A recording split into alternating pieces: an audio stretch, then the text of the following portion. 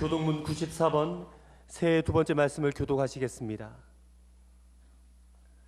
찬송하리로다. 하나님 곧 우리 주 예수 그리스도의 아버지께서 곧 창세전에 그리스도 안에서 우리를 택하사 우리로 사랑 안에서 그 앞에 거룩하고 흠이 없게 하시려고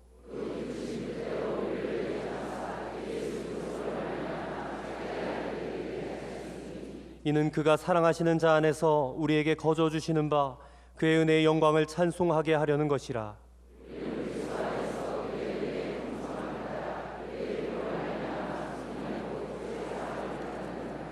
이는 그가 모든 지혜와 총명을 우리에게 넘치게 하사 그 뜻의 비밀을 우리에게 알리신 것이요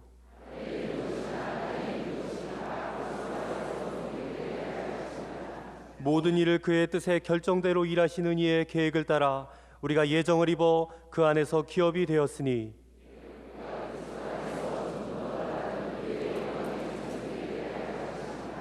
아멘.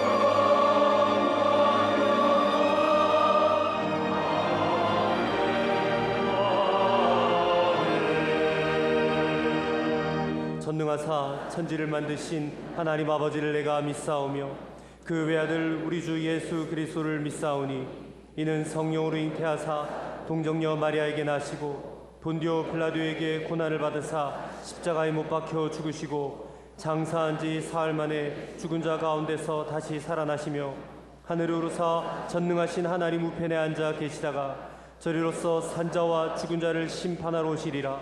성령을 믿사오며 거룩한 공회와 성도가 서로 교통하는 것과 죄를 사하여 주시는 것과 몸이 다시 사는 것과 영원히 사는 것을 믿사옵나이다. 아멘.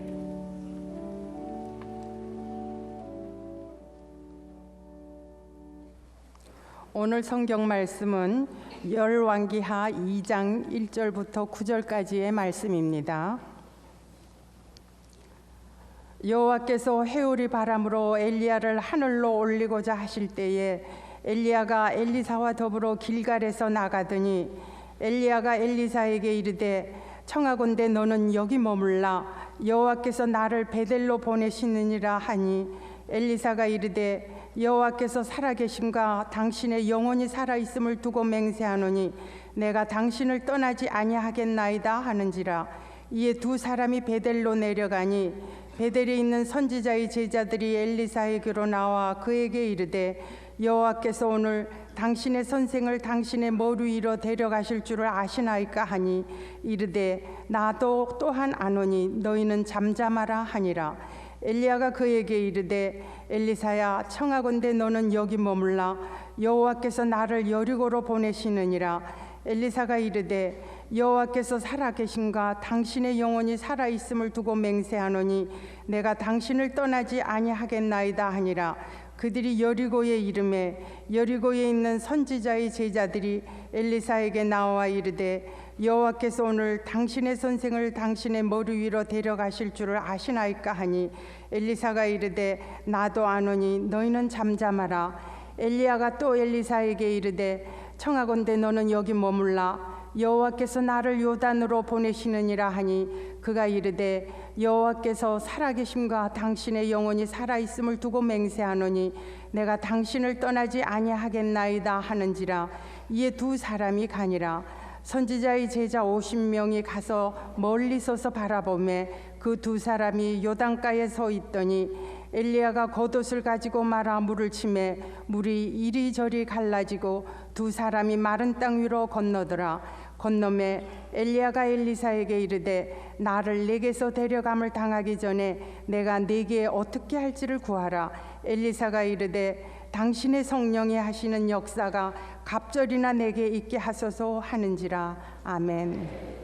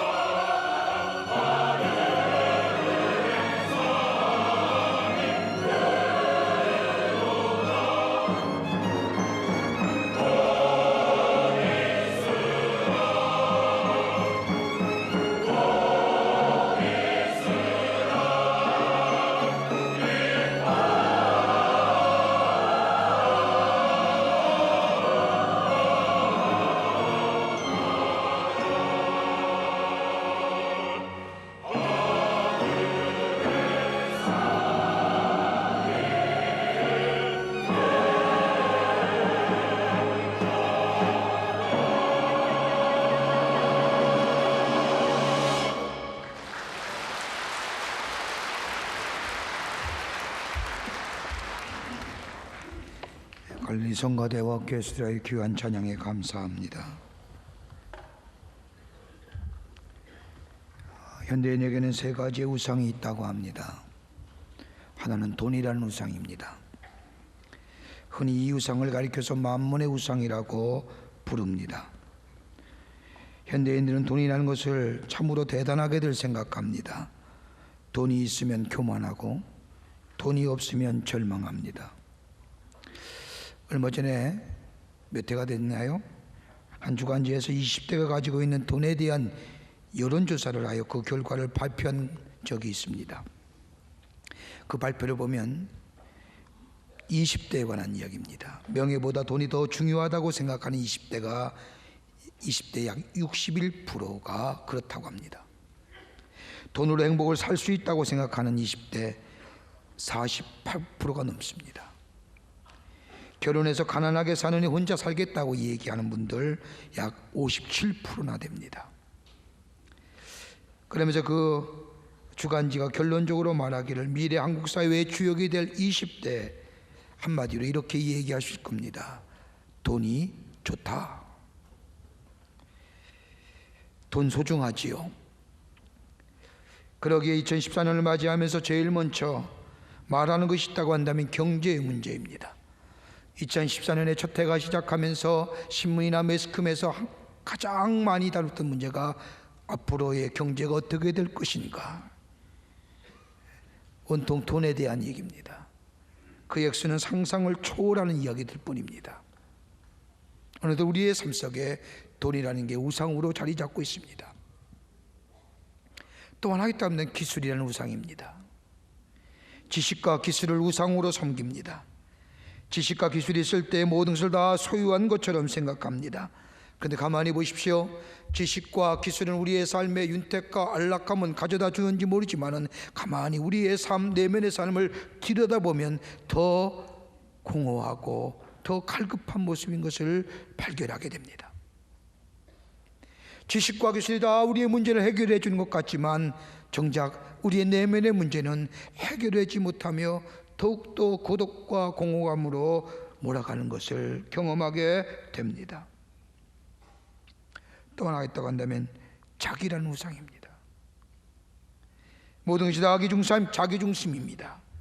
이것이 지나쳐 교만함으로 나타납니다. 언제나 자기중심으로 생각하고 자기중심으로 판단하고 자기중심으로 생각하여 결단합니다. 남이 어떻게 되든 관계가 없습니다. 사랑하는 것도 그래요. 사랑받을 줄도 모르고 할 줄도 모르니 사랑이 무엇인지 알 수가 없습니다. 그냥 즉흥적으로 기분에 따라서 좋은 감정이 사랑이라고 생각합니다. 그래, 사랑은 많이 알지만 사랑하기 너무너무 서툰 삶이 현대인의 삶이라는 겁니다. 그러게 물질이 없으면 실패한 인생이라 생각하고 기술과 지식이 없으면 실망하고 좌절하며 인생의 낙오자라고 생각합니다. 그런데 여러분 가만히 보세요. 성경의 말씀을 보면 돈 소중히 여기라고 얘기해요. 소중히 여기지 말라고 하지 않아요. 인류의 발전을 위해 기술과 지식도 필요합니다. 더 나아가 나를 소중히 여기는 것, 성경이 우리에게 가르쳐주는 말씀 가운데 하나입니다. 그런데 이런 것들보다 더 중요한 것이 있다고 성경은 우리에게 말씀해주고 계십니다. 그게 오늘 본문의 말씀입니다. 이런 의미에서 2800년 전에 이 땅에 살았던 해안의 선지자, 하나님의 사람으로 살아가기 위해서 정말 필요한 것들이 무엇인가를 알며 미래를 내다볼 줄 알았던 한 위대한 지도자를 우리에게 소개하면서 우리의 삶의 교훈을 삼으라고 말씀합니다. 그 이름이 엘리사입니다. 엘리사는 12지파 가운데 가장 용맹스러웠던 이사갈 지파의 사밧이란 사람의 아들로서 요단강 골짜기에서 가난하게 평범하게 농부로 지내던 사람입니다. 엘리사가 소를 몰며 밭을 갈고 있는 땅에 엘리야의 부름을 받아서 엘리야의 제자가 됩니다. 여러분, 엘리야가 누굽니까? 당대의 최고의 선지자입니다. 갈멜산에서 저 850명의 거짓 선지자들과 싸워서 이겼습니다. 그 자리에서 850명을 한 자리에서 다 죽여버렸습니다. 죽은 자 살렸습니다. 그뿐이에요. 얼마나 그가 하나님의 영에 의하여 살았는지, 하나님의 영감으로 충만했는지, 얼마나 하나님 보시기에 아름다웠는지, 그는 이 땅에 살면서 다른 인간처럼 죽음을 보지 않고 그대로 하늘나라로 승천한 사람입니다. 이렇게 엘리야가 오랫동안 이스라엘의 영적 지도자로 있었을 때에 이제는 하나님께서 주신 사명을 다 감당했던 때가 왔음을 한 엘리야, 엘리사에게 자신의 사명을 계승시키기 위해 엘리야는 엘리사에게 넌 여기 있으라 하며 엘리사는 그동안 저 선지자들의 생도가 있는 여리곤이나 베델이나 길가를 다니며 인사를 나눕니다. 근데 유독 엘리사는 엘리야가 가는 곳마다 가겠다는 겁니다. 따라오지 말라고 해도 따라가겠다고 하며 함께 동행합니다. 그래서 엘리야가 기적을 행할 때도 같이 걷습니다. 요단강을 기적같이 건널 때도 엘리사도 함께 걷습니다. 여리고와 길가와 베델을 돌아다니며 사관생도들에게 다 인사와 문안을 마친 이 엘리야가 이제 하나님 나라로 갈 때가 됐을 때에 자신을 따라다녔던 이 엘리사, 당신의 제자인 엘리사에게 묻습니다. 내가 너에게 뭘 해줄꼬? 다 들어줄 수 있는 엘리야입니다. 불을 달라면 불도 줄 수 있고, 명예를 달라면 명예도 줄 수 있으며, 지식을 달라면 지식도 줬고, 기술을 달라면 기술도 줄 겁니다. 다 줄 수 있는 능력의 선지자 엘리야가 엘리사를 향하여 내가 너에게 무엇을 해줄 거라고 묻자 엘리사가 오늘 성경 말씀하면 기가 막힌 대답합니다. 저는 이 대답을 읽을 때마다 마치 솔로몬이 하나님 앞에 일천번제를 드린 후에 하나님의 음성을 듣고 하나님 내가 이 땅을 다스릴 수 있는 지혜를 주시옵소서라고 하는 그와 같은 맥락 속에서 이 본문을 해석합니다만, 엘리야가 내가 무엇을 줄까 할 때 엘리사가 말합니다. 당신의 성령이 하시는 역사가 내게 갑절이 있기를 원합니다. 당신이 하시는 성령의 역사, 하나님의 역사가 내게는 갑절이 있기를 원합니다.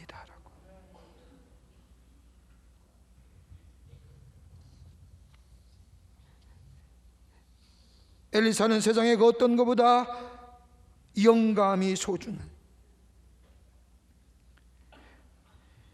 과학과 기술 그리고 정보가 발달하면 발달할수록 영적인 문제에 관심이 많습니다.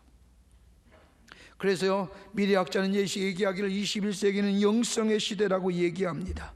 영성이 뭡니까? 하나님의 숨결이에요. 하나님의 숨이에요. 하나님의 숨결을 느끼고 하나님의 숨결과 함께 살아가는 것, 이게 스피리추얼리티, 영성이라고 얘기하는 거예요. 그러기 어거스틴은 그리스도인에게 있어서 영성이란 하나님을 향하여 하나님 안에 사는 것이 영성이라고 정의합니다. 다른 말로 말하면 하나님을 향한 삶과 더불어 하나님 안에서 하나님의 인도함 받고 함께 더불어 일치된 삶을 살아가는 것, 이게 기독교가 말하는 영성의 영적인 삶이라는 겁니다. 이럴 때 하나님과 교통합니다. 이럴 때 하나님의 형상을 닮아갑니다. 이럴 때 내 인생의 삶의 방법과 주님의 생각이 일치가 되어 하나님의 거룩하고 선하시고 온전한 뜻이 우리의 삶 가운데 이루어지는 놀라운 역사, 구별된 삶으로 살아가는 것, 이게 바로 영적인 삶이요 영성의 삶이요 하나님의 사람으로 살아가는 삶의 방법이라는 겁니다. 그러기에 엘리사는 엘리야에게 하나님의 성령, 당신의 성령이 하시는 역사가 내게 갑절이나 있기를 원하노라 라고 합니다. 2014년을 맞이해서 여러분의 소원이 뭘까요? 잘 살게 해주세요. 하나님 허락해 주실 거예요. 건강해 주세요. 하나님이 지켜주실 거예요. 우리 자녀를 위해 기도하는 거 다 응답해 주세요. 기도에는 응답이 분명히 있으니까 다 허락해 주실 거예요. 그런데 그보다 더 하나님의 거룩한 나라의 의로운, 하나님이 원하시는 것, 하나님이 정정 우리를 통하여 듣고 싶어하는 것이 뭘까요? 이것만 제대로 알면 우리의 삶의 문제는 저절로 해결될 터인데, 엘리사가 구했던 갑절의 영감이 무엇일까요? 왜 구했을까요? 오늘 본문의 말씀을 통해서 몇 가지를 함께 나누며 은혜를 받기를 원합니다. 첫째는 삶의 두려움을 넘어서는 거예요. 오늘 본문 13절과 14절 말씀 우리가 읽진 않았지만은 13절과 14절의 말씀을 보면 엘리야의 몸에서 떨어진 겉옷을 주워 가지고 돌아와서 요단 언덕에 서서 엘리야의 몸에서 떨어진 그 겉옷을 가지고 물을 치매 그리고 가로되 엘리야의 하나님 여호와는 어디 계시나이까 하매 저도 물을 치매 물이 1, 2절이 갈라지고 엘리사가 건너는지라. 뭐 얘기해요?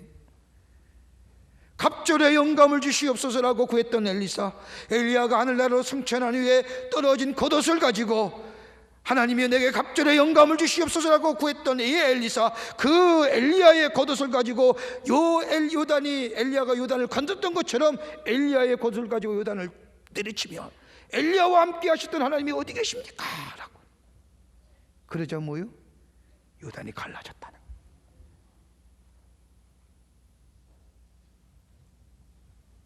하나님의 영감이 그에게 충만하게 임할 때에 그 요단의 그 어떤 두려움, 당신 자신을 가로막는 그 어떤 장애물, 그 두려움도 넘어설 수 있다는 하나님의 영이 충만한 자는 담대함의 역사를 가지고 그 어떤 장애물도 되지 못한다는 사실을 보여줬다는 거예요. 여러분, 영이 뭐예요? 영이란 말은 히브리어 말로 르하우예요. 생명, 호흡을 얘기해요. 창세기 말씀에 하나님이 여섯째 날에 모든 인간을 창조하실 때에 당신의 형상으로 만드시고 하나님의 이미지대로 우리를 만드시고 진흙으로 빚으셔서 뭘로 써요? 생기예요. 히브리어로 말하면 르하우예요. 영이에요. 그러기에 아무리 인간이 인간이라 할지라도 영이 죽으면 인간이 아니에요. 하나님의 영이 살아있지 아니하면, 우리 안에 르하우 영이 살지 않으면 우리의 삶이 동물적 기능밖에 안 되는 거예요. 본성에 충실하자는 게 그 얘기예요. 여러분, 영이 충만하면 본성에 따라 살지 않아요. 하나님의 뜻대로 살아가는 거예요. 그러기에 저 사람은 영감이 충만하는 것이 다른 것이 아니라 하나님의 영이 사로잡혀 산다는 거예요. 하나님의 생명이 충만하다는 거예요. 하나님과 더불어 호흡하는 자가 하나님의 영이 충만하다는 의미예요. 엘리사가 엘리야에게 구한 갑절의 영감이란 다른 것이 아니라 하나님의 영에 의하여 내 삶이 사로잡혀지기를 원합니다. 하나님의 영이 충만해지기를 원합니다. 다른 말로 말하면 하나님의 생명력이 하나님과 같이 호흡하는 삶 되기를 원합니다 라고 하는 거예요.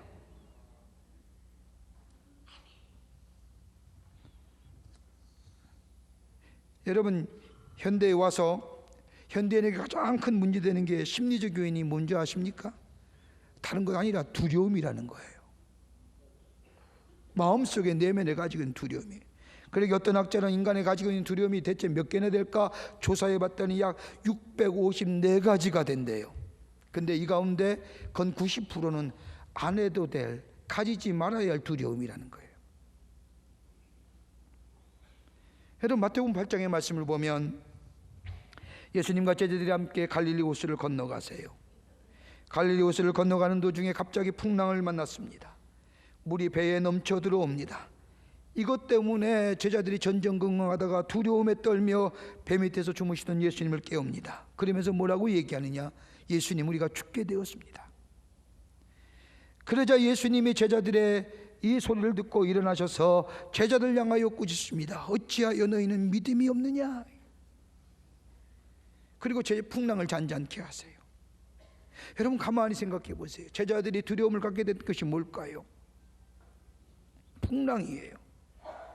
환경이에요. 여건이 아니에요. 여건이에요. 본질이 아니에요.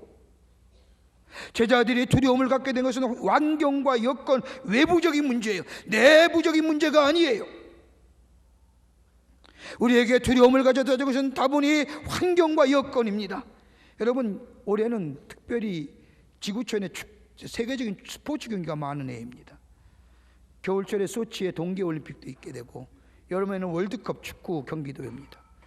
제 친구가, 브라질 친구가 있는데 저보고 올해요 월드컵 구경시켜 주겠다고. 그래서 먼 길 어떻게 갈지 모르겠습니다. 안 간다 그랬습니다. 뭐 운동 좋아하시는 분들 흥분돼요. 그런데 그런 운동선수들 가리키는 코치들에 의하면 아무리 운동의 경기력이 탁월하다 할지라도 세 가지의 중요한 요소가 빠지면 경기력이 최고치에 이르지 못한다는 거예요. 뭐예요? 두려움 때문에. 그걸 없이 하기 위해서는 세 가지의 극단적인 것들, 훈련과 연습과 여러 가지 많은 것들의 훈련을 통하여 극복해야 하는데, 하나는 뭐냐? 자신감 불어넣는 거예요. 확신이에요.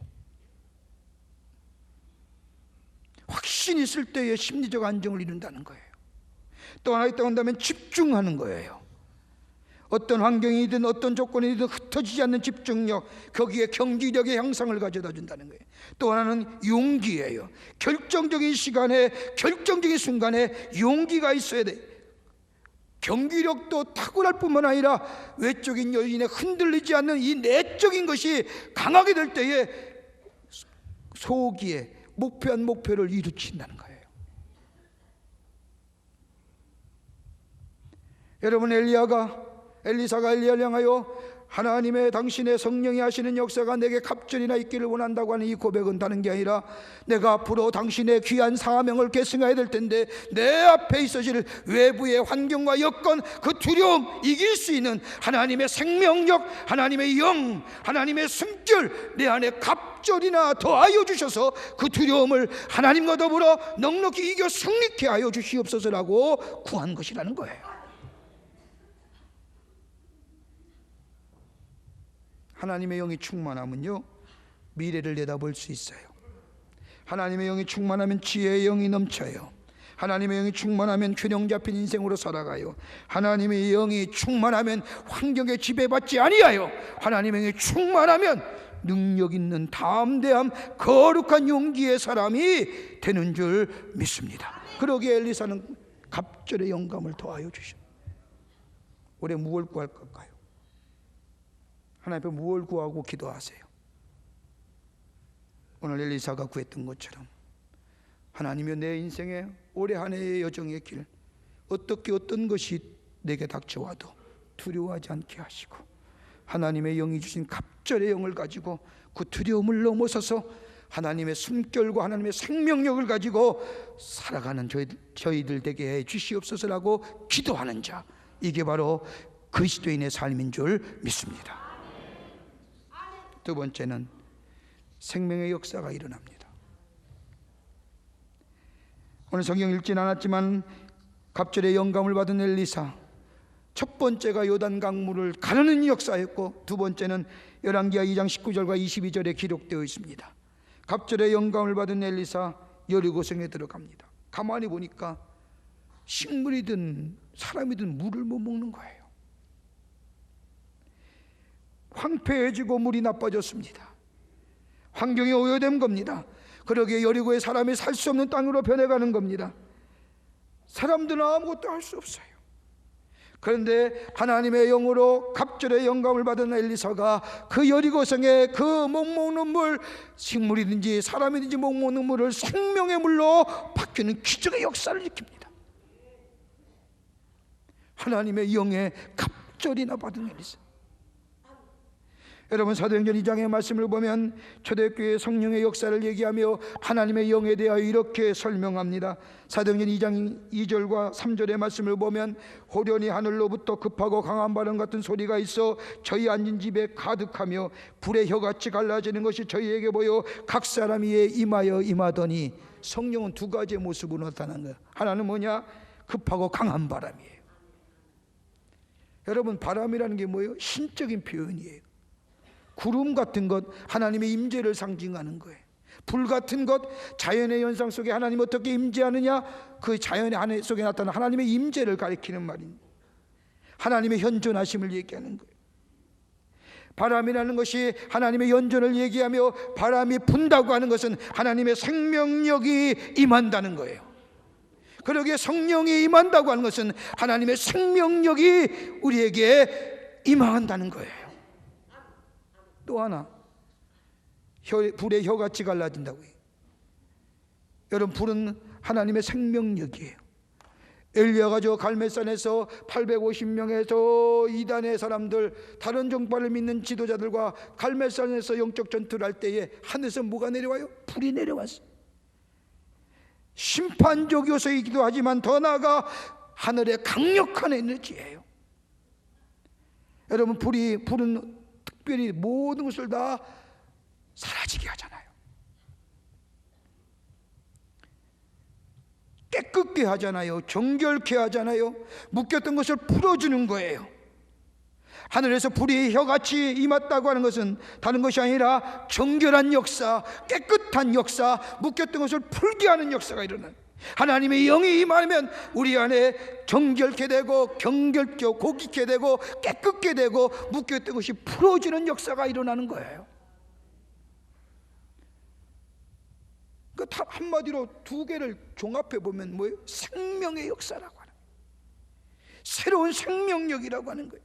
생명의 에너지가 임한다는 거예요. 우리 안에 그로 인하여 정결케 되고 깨끗게 되고 기쁨이 넘치고 새로운 변화와 변혁의 삶으로 살아가게 만들어준다는 거예요. 여러분, 우리 교회 배우가 에베소서 8절에서 10절의 말씀에 근거해서 빛의 열매로 세상을 화평케 하는 교회입니다.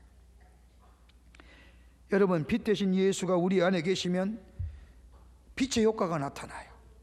그 효과가 뭐냐? 세 가지라는 거예요. 착함과 의로움과 진실함이에요. 착함이란 내면적인 선이에요. 빛이 우리 안에 계시면 우리의 마음이 달라지고 우리의 생각이 달라져 착한 마음 돼요.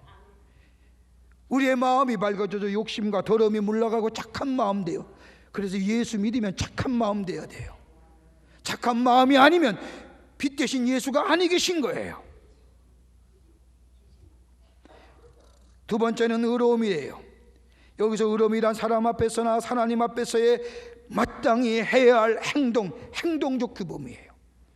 빛 대신 예수께서 내 안에 계시면 그 빛이 우리에게 용기를 주셔서 할 말 하게 하시고 아닌 건 아니라 하시며 바른 길 보여주시며 그 길이 비록 어렵고 힘들다고 할지라도 빛 대신 예수께서 우리의 삶을 인도하시기에 그 길 걸어가게 하신다는 거예요.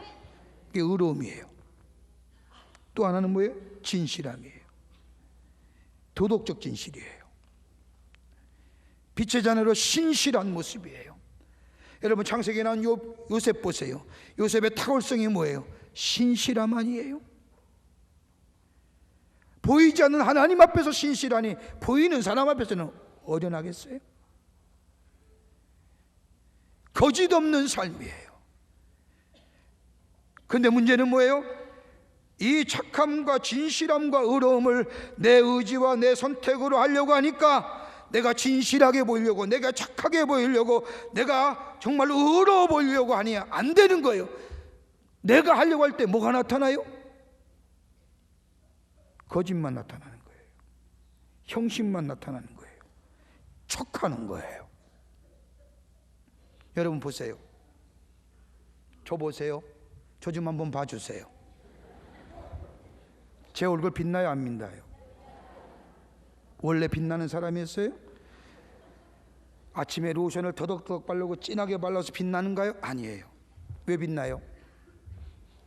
빛이 비춰지게 빛나는 거예요. 그죠?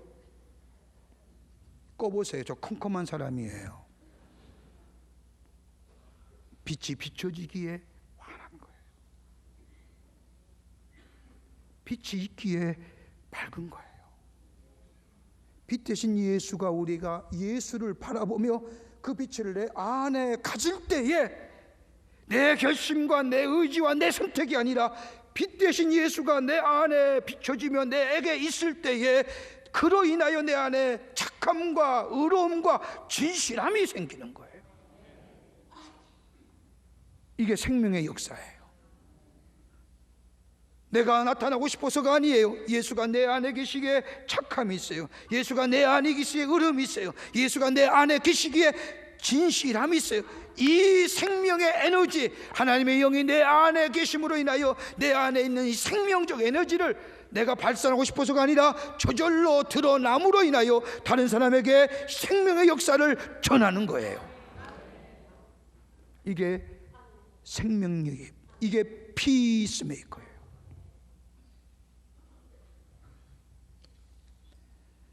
이게 그리스도인의 삶이에요. 하나님의 영이 내 안에 가득 찰 때에 엘리사가 엘리야에게 구했던 것처럼 갑절의 영감 주시옵소서라고 이 영이 내 안에 충만케 되게 될 때에 마치 저 에스겔 골짜기에 잠들던 마른 뼈들이 꿈틀대어 생명력으로 변하여진 것처럼 우리의 삶도 더 이상 무기력하고 나약한 삶이 아니라 생명의 역사가 내 안에 충만하여 진실과 착함과 의로움을 통하여 다른 사람에게 생명의 에너지를 전해주는 변화의 역사의 주인공 되는 하나님의 사람으로 살아가게 되는 줄 믿습니다. 뭘 구해요? 하나님, 올해는 내 안에 하나님의 영이, 하나님의 숨결이 갑절로 내 안에 충만케 하여 주시옵소서. 끝으로 확실한 목적의 인생됩니다. 엘리사가 엘리야에게 구했던 갑절의 영감은 자신을 위한 게 아니에요. 당시에 부패했던 이스라엘 백성들 위한 분명한 목적이 있었어요.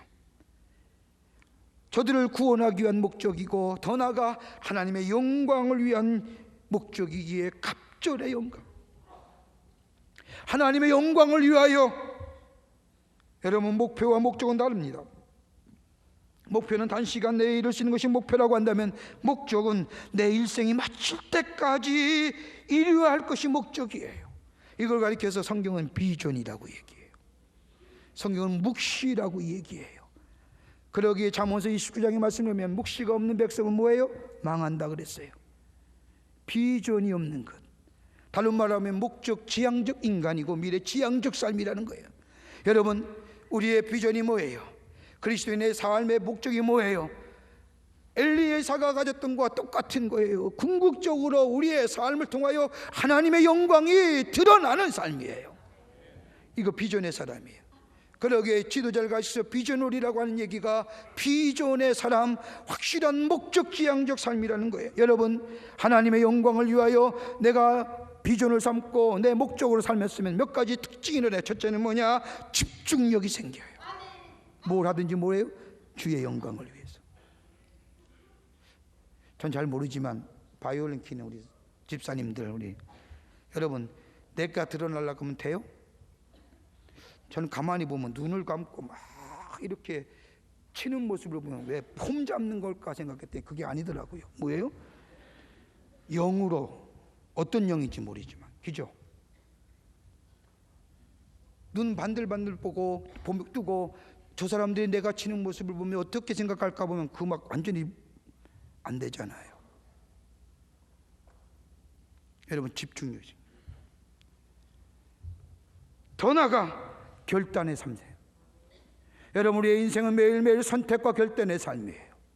한 번의 선택과 결단이 우리의 일생에 막대한 영향을 미치는 경우에, 그러기에 선택과 결단에 주저할 때가 많아요. 그러나 목적이 분명해지면 내가 하나님의 영광을 위하여 삽니다, 하나님의 영광을 위하여 살 것입니다라고 목적이 분명해지면 결단이 쉬워요. 왜요? 우선순위가 분명해지잖아요. 하나님의 영광을 위하여 우선순위, 하나님이 기뻐하시는 게 뭔가 분명해지잖아요. 더 나아가 비전이 목적 지향적이고 비전의 사람은 긍정을 넘어서서 적극적인 사람 돼요. 긍정은 파지티브하다고 얘기하지만 적극은 프로액티브하다고 얘기하는 거예요. 진취적이에요. 또 하나는 인내하게 만들어요. 참고 견딜 수 있어요. 하나님의 영광을 위하면 이거 참을 수 있어요. 다섯 번째는 뭐예요? 미래 봐요. 비록 내가 지금 이거 어렵건 될지라도 하나님의 영광을 위하여 최선의 삶, 크고 많이 한 게 아니라 내 가정에서 적은 일이라도 이것조차 내게 맡겨진 사명이라 생각하면 최선을 다하여 하나님의 영광을 위하여 산다고 합니다. 미래에 주께서 내게 예비하실 상급이 있음을 기억하며 그 일에 최선의 인생을 살아가요. 우리 교회에 한번 왔던 하워드 크라인벨이라고 하는 미국의 목회 상담학자가 웰빙, 건강한 존재, 건강한 자아 라는 책에서 이렇게 얘기해요. 어떻게 하면 건강한 존재가 되느냐? 강건한 자아가 되느냐? 세 가지라는 게, 하나는 뭐냐? 존재, 자존감이 있어야 된다는. 나는 하나님께서 나를 목적을 가지고 이 땅에 오게 하셨다.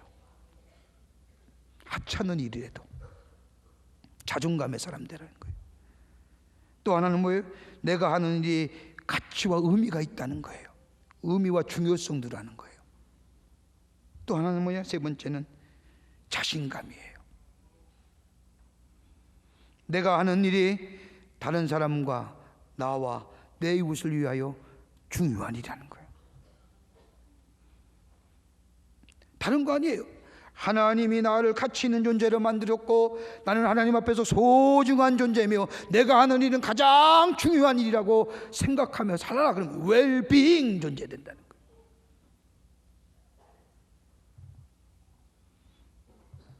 우리의 가장 고귀하고 가치 있는 목적이 뭘까요? 왜 사세요? 우리의 이 대답은 한결같은 마음으로 주의 영광을 위해서 삽니다. 주의 영광을 위해서. 뭐가 필요해요? 갑절의 영감이 필요합니다. 그러기 위해서는 두려움을 넘어서야 되는데 내 힘 갖고 되지 못합니다.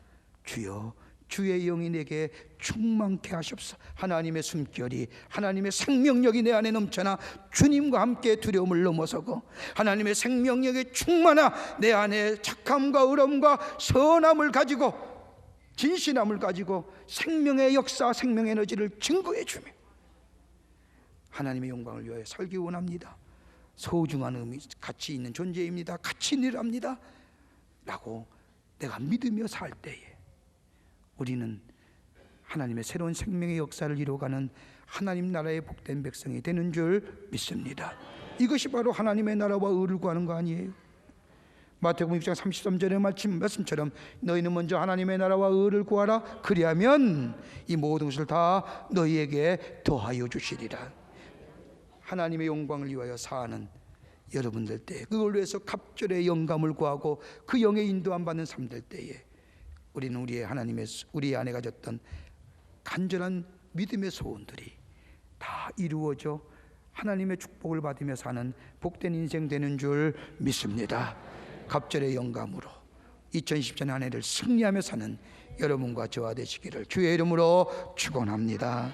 사랑해 주님 감사합니다. 주께서 저희들을 사랑해 주셔서 하나님의 자녀 삼으심에 감사합니다. 올해 안에는 그 무엇보다도 하나님의 영에 충만하여 살기를 원합니다. 내게 갑절의 영을 더하여 주시옵소서.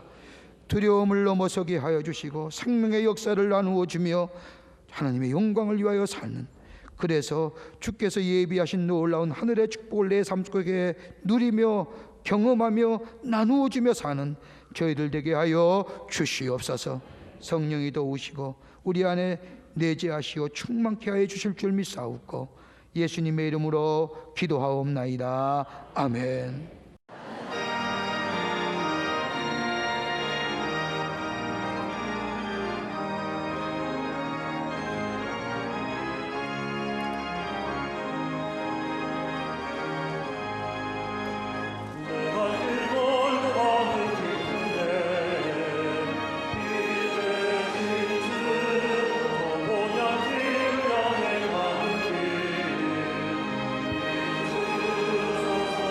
오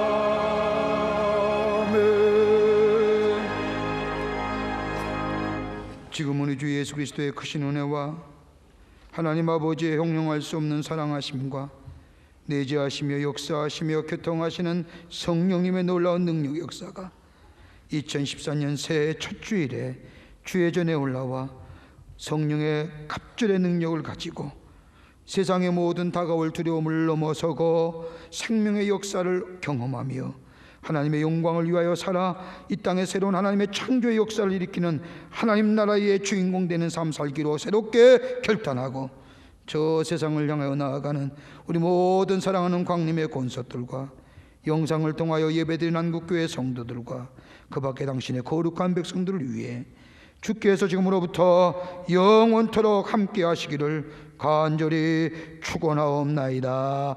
아멘. 좋으신 하나님, 좋으신 하나님, 참 좋으신 나의 하나님,